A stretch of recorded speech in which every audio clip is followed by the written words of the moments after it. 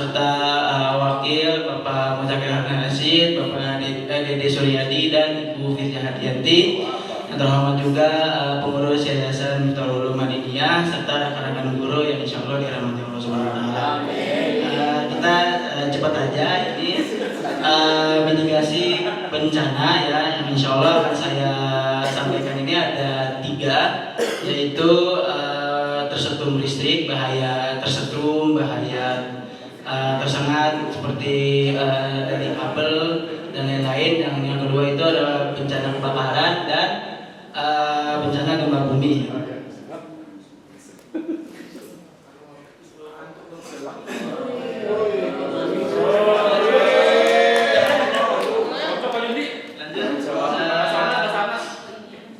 Mitigasi bencana adalah serangkaian upaya untuk mengurangi risiko dan dampak bencana melalui penyuluhan pembangunan fisik, peningkatan kapasitas masyarakat, serta perencanaan kebijakan yang tepat. Singkatnya, mitigasi itu adalah langkah-langkah pencegahan untuk meminimalisir risiko dari bencana alam lah istilahnya gitu. Terus seperti contohnya misalkan ketika kebakaran itu mitigasinya yaitu menyediakan apar, terus juga kalau misalnya mitigasi kelistrikan berarti menggunakan alat-alat elektronik yang sudah berstandar SNI seperti itu. Kita cepat aja lanjut ke bencana setrum. Mengapa manusia bisa tersetrum? Nah ini penting ya, karena manusia itu kan adalah sebuah entitas yang terdiri dari kulit, material-material lain seperti tulang, daging, otot dan lain sebagainya. Tapi kok materi-materi tersebut tuh bisa tersetrum listrik? Nah penjelasannya adalah bagian tubuh manusia itu terdiri dari air dan mineral. Kalau tidak salah itu sekitar 80% air ya. Correct me if I'm wrong. Terus ketika seseorang menyentuh sumber listrik, alur listrik akan mencari jalur untuk mengalir melalui tubuh kita dan menuju tanah. Makanya manusia itu bisa tersetrum listrik ya. Terus lanjut. Nah ini beberapa kelalaian penggunaan listrik ya. Dan ini sering terjadi ditemukan di mana-mana. Yang pertama menggunakan kabel yang sudah rusak atau terkelupas.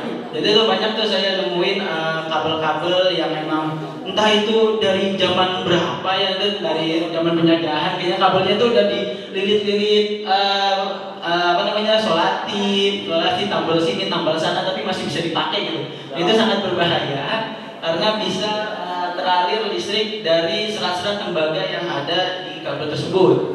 Terus selanjutnya menggunakan kabel ketika tangan basah, habis wudhu, habis cuci muka, atau mungkin habis cuci tangan, terus kita mau ngecas dulu nih sebentar. Nah itu sangat berbahaya karena listrik bisa teralir dari tetesan-tetesan air.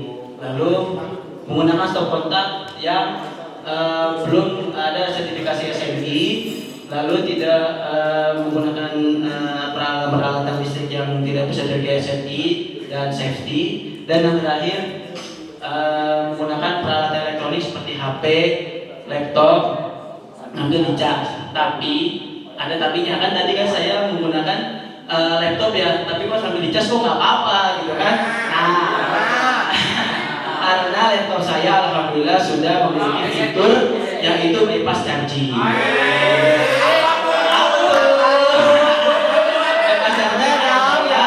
Sebuah fitur di mana ketika kita ngecas aliran listrik tidak langsung menuju ke baterai, tapi langsung ke motherboard. Itu HP-HP canggih zaman sekarang nih seperti HP-nya Pak Uji, HP-nya Pak Alwi yang mahal-mahal lah pokoknya, harganya puluhan juta gitu kan. Itu harusnya sudah memiliki fitur bypass charging. Tapi sangat disayangkan HP merek lain seperti kita sebut saja HP iPhone itu nggak ada. Jadi sangat tidak disarankan untuk ngecas sambil mainin iPhone. Lanjut. Nah ini tips-tips mencegah tersetrum listrik ya. Yang pertama jauhkan peralatan dari sumber air atau tempat yang basah. Nah kalau di sini tuh dispenser ya, kan dispenser itu kalau anak-anak tuh ngambil air tuh barbar tuh ya. Ngambil air botol tumpah-tumpahan kemana-mana, nih itu becekan-becekan yang ada di bawah itu bisa menyebabkan aliran listrik teralir ke becekan tersebut. Apalagi saya sering nemu tuh di aula tuh anak-anak minum nggak pakai botol, dia langsung tenggak pakai itu pas saya sering ngomel tuh, jangan asal tenggak aja pakai gelas, ini ada gelas gitu. Cakep dong Iya, nanti saya fotoin ya, saya kasih ke kelasnya itu becekan-becekan yang ada di bawah anak-anak yang tersebut berbagi. Pokoknya kenangan-kenangan tersebut tuh ketika dispenser nyolok itu sangat berbahaya. Siapa tahu pada Allah ada kabel yang putus di situ atau dispenser lagi error, tahu itu bisa nyetrum. Terus selanjutnya jangan menumpuk stok kontak secara berlebihan. Yang ketiga, jangan memasukkan benda stok kontak seperti nyolok-nyolokin obeng atau sendok itu masukin ke lubang colokan tuh jangan ya. Apalagi anak-anak tuh kan memang sangat rasa penasarannya sangat tinggi ketika melihat lubang nih colokin aja gitu. Asal nyolokin aja gitu kan. Nah, itu kita harus awasi ya, jangan sampai anak-anak asal masukin benda-benda apalagi benda-benda keluarga seperti sendok, pulpen dan lain sebagainya. Lalu yang terakhir, jangan menggunakan kabel yang sangat terkelupas karena aliran listrik dapat keluar dari serat-serat kabel yang terkelupas. Lanjut video, kita lanjut saja langsung ke mitigasi kebakaran. Langsung aja ya. Nonton dulu videonya emang. Apa? Ini video tentang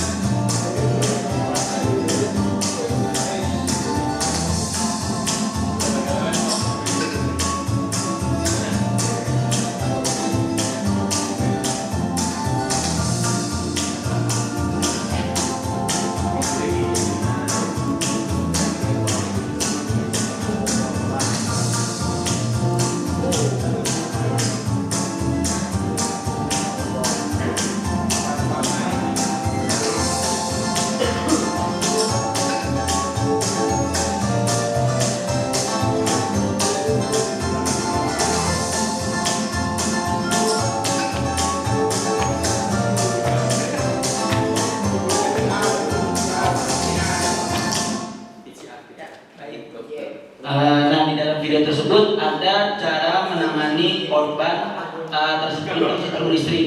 Nah, ketika korban mengalami sentuhan listrik, langkah pertama yang tidak boleh dilakukan adalah memegang tubuh korban. Karena ketika kita memegang tubuh korban, listriknya itu bakalan nyamper ke kita. Gitu, jadi ada serenggetan sengatan listrik lah gitu. Nah, cara untuk supaya terhindar dari sengatan listrik yang nyamper tersebut, kita geser tubuhnya menggunakan tongkat dan disodok-sodokin gitu aja, dibalik-balikin aja gitu. Atau kalau emang mau kita cari geser-geser gitu kan. Atau kalau emang mau ya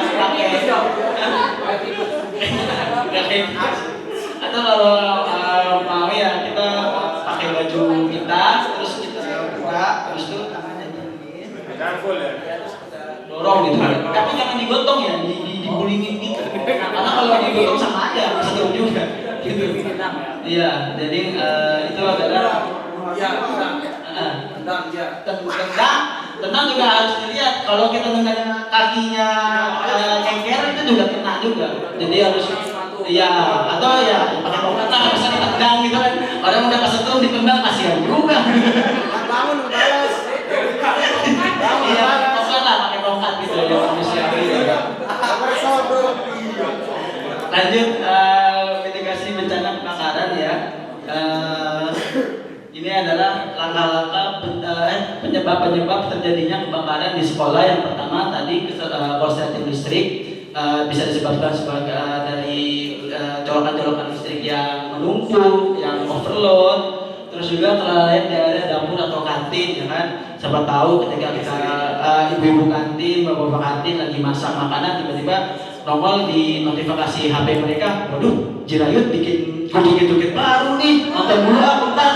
Nah, terus kita lagi masak, dia lagi masak, dia nonton, tahu gosong, iya, iya, mereka sama saya. itu bisa menjadi kelalaian yang mengakibatkan bencana kebakaran. Lalu bermain dengan sumber api seperti korek api, petasan, dan lain-lain itu juga bisa menyebabkan kebakaran. Dan human error lainnya seperti membakar sampah yang tidak pada tempatnya atau membakar sampah di area yang membuat api itu tersambar gitu. Lanjut. Oh, ini ada video lagi. Betul apa kan? Kamu benar-benar suka cerita tentang pemadam kebakaran ya? Iya dong, aku juga mau jadi pahlawan kayak Ayah. Oke. Ayah bukan cuma memadamkan api loh, tapi ayah juga liatin orang-orang supaya mereka tahu apa yang harus dilakukan kalau terjadi kebakaran. Wah, kedengerannya seru banget. Bima mau dengar cerita Ayah? Kalau ada asap dan terjadi kebakaran, Bima harus cepat menuju dan cari jalan keluar ya. Jangan ngumpet, nanti malah ketutupan sama asap. Dan jangan lupa tutup hidung biar gak batuk-batuk. Nah, sekarang coba Bima bayangin kalau misalnya ada api. Bima harus gimana? Harus cari jalan keluar. 100. Dan jangan lupa merunduk biar gak kena asap. Siap, Bos.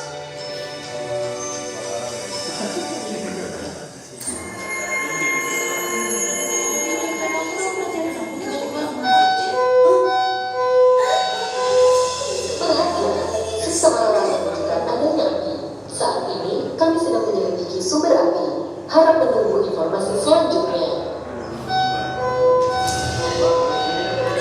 Bagaimana ada api?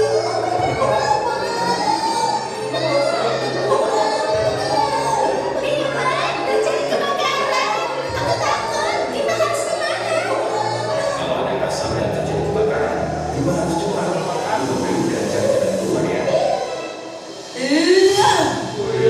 Teman-teman, jangan panik. Ayo keluar. Jangan sembunyi di sini.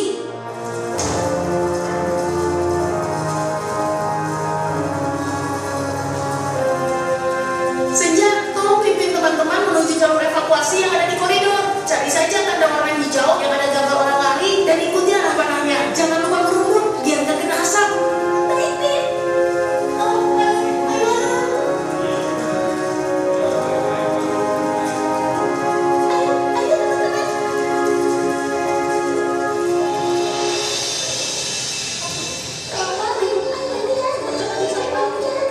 Perhatian, keadaan darurat sudah dapat diatasi. Sekali lagi, sudah. Bima. Bima, sudah pagi. Ayo bangun. Waktunya sekolah, nak. Oh. Keselamatan dimulai dari persiapan bersama.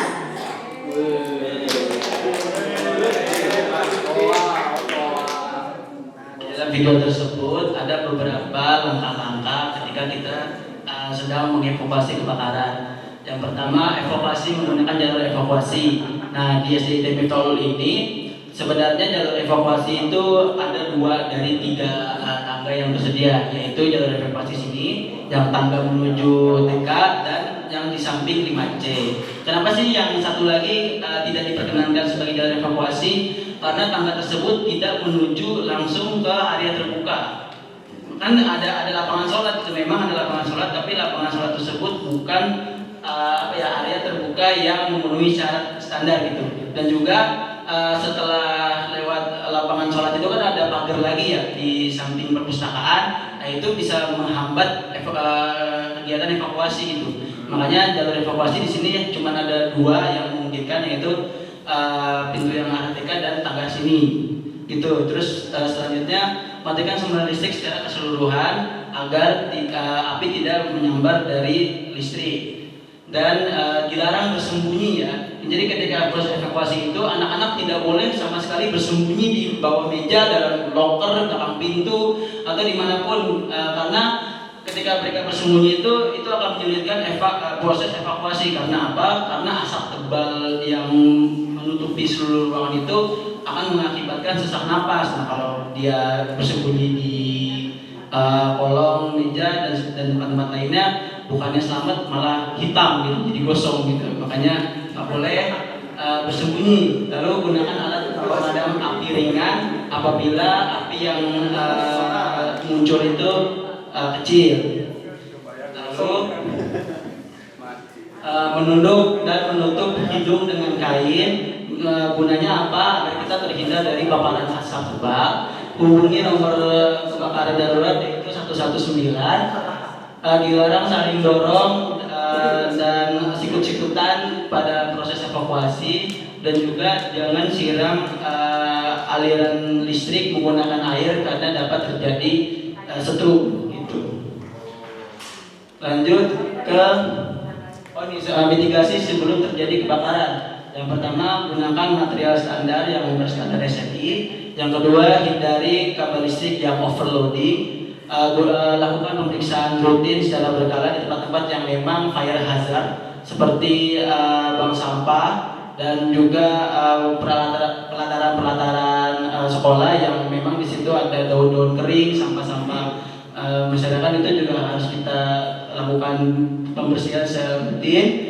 Terus pengelolaan sumber api seperti di kantin, kompor-kompor juga kita harus cek selang-selang gas apakah sudah memenuhi standar atau tidak. Dan yang terakhir, penyimpanan gas, yaitu penyimpanan gas LPG juga nggak boleh sembarangan karena takut meleduk itu.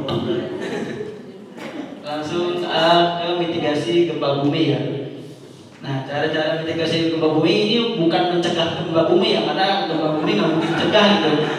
Kecuali kita avatar mungkin ya, bisa mengendalikan tanah gitu. Tapi mitigasi ini adalah bagaimana cara-cara kita meminimalisir resiko dari gempa bumi tersebut. Yang pertama yaitu mengamankan peralatan sekolah, seperti kalau ada bingkai-bingkai foto di atas, peta-pernik apa yang memang bisa memicu pecah belah dan beling gitu kan, ada serpihan-serpihan apa. Nah itu kalau jatuh menimpa anak-anak sakit berdarah gitu, misalkan ketika gempa bumi itu harus dilihat apakah ini kalau disenggol dikit goyang apa enggak gitu. Kalau goyang harus dipakuin lagi gitu. Terus yang kedua, menyediakan jalur evakuasi yang aman. Terus juga menetapkan titik kumpul assembly point. Nah ini juga di sekolah kita belum ada rambu assembly point ya Bapak Ibu. Terus memasang informasi dan peta evakuasi di area sekolah seperti penunjuk arah emergency exit. Lalu memberikan edukasi tentang kebencanaan seperti simulasi gempa. Dan yang terakhir adalah melakukan simulasi gempa bumi gitu. Nah ini mitigasi gempa bumi ketika berlangsungnya gempa gitu. Jadi ketika ada gempa bumi, lantai langsung berasa kok goyang gitu kan. Nah itu jangan langsung lari dulu. Tapi yang pertama, tahap-tahap yang harus kita lakukan adalah lakukan drop, cover, and hold on. Ketika terjadi gempa, untuk mengurangi resiko tertimpa reruntuhan bangunan atau puing-puing lainnya gitu. Jadi anak-anak disuruh tetap tenang, ngumpet di bawah meja, terus berpegangan kepada gagang meja gitu supaya tidak terluka akibat serpihan-serpihan jatuh. Tetap tenang, jangan panik. Lalu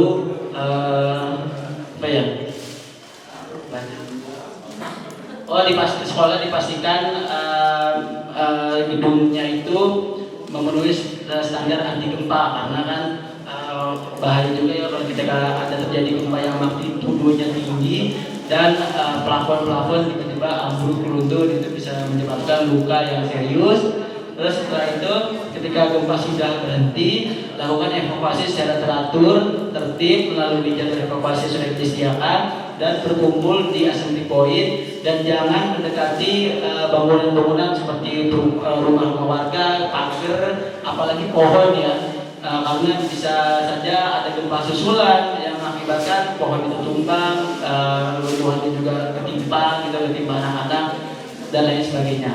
Itu adalah cara-cara mitigasi ketika terjadi gempa bumi.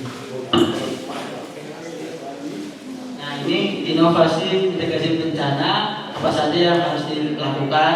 Dan saya menggunakan pendekatan dari sosialisasi saja, yaitu yang pertama membuat poster-poster tentang keselamatan dan mitigasi gempa, seperti bahaya bermain api, arahan untuk tidak menggunakan kabel yang berkelupas, atau arah-arah lainnya seperti apa yang harus dilakukan ketika menghadapi bencana gempa bumi gitu. Terus yang kedua, membuat konten edukasi bekerjasama dengan dokter cilik tentang penggunaan api dan listrik yang aman, menempatkan penunjuk arah untuk emergency dan fire exit, membuat artikel di website tentang mitigasi bencana alam, dan bekerjasama dengan seluruh stakeholder yang ada di SDT Miftahul Ulum untuk membuat simulasi bencana gempa bumi dan bencana kebakaran. Itu. Ini terakhir ada video konten edukasi mitigasi bencana yang sudah saya buat beberapa hari lalu.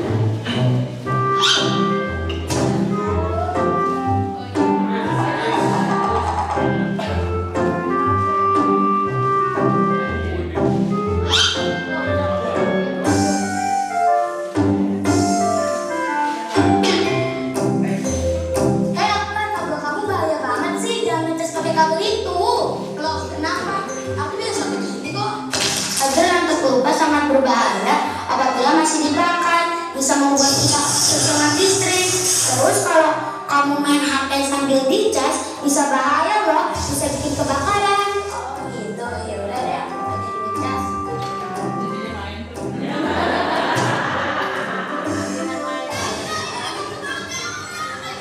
Ada lupa, gimana? Udah kembali, sama diri. Jika terjadi gempa, harus dilakukan cover atau pergi ke lapangan luas agar terhindar dari puing-puing yang jatuh. Turun melalui jalur evakuasi, jalan dengan teratur dan tidak mendorong-dorong ketika evakuasi. Setelah dibawa, kita harus menuju assembly point.